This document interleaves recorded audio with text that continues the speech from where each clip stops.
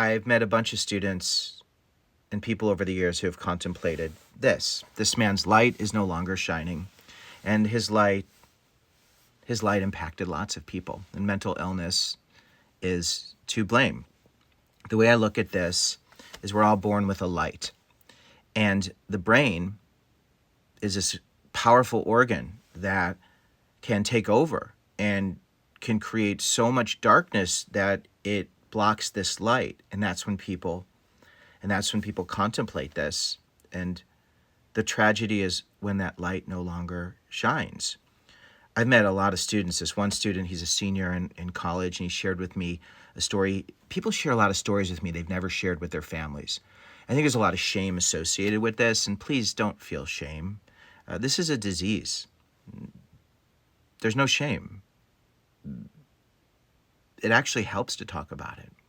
The student shared that in 8th grade he had contemplated, I don't know if he had attempted, but his family didn't know, and he found somebody in 8th grade who became a friend. He was assigned a friend in school. The school assigned this type of person who you end up spending time with, and this friend helped him to find his light again. And then there's another student I met at an event who shared privately with me a story he never shared with his family, that he had been bullied so terribly, and he had endured some awful bullying, just terrible things.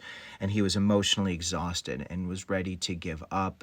His plan was to ski down a hill into a tree, and at the last second, he veered out of the way because he had images of his family and how painful it'd be for his family. And he was able to capture that light and see that light, and now he was thriving.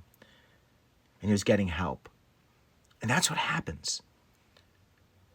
When you feel these feelings, sometimes that brain takes over, and it's like you don't think that you can find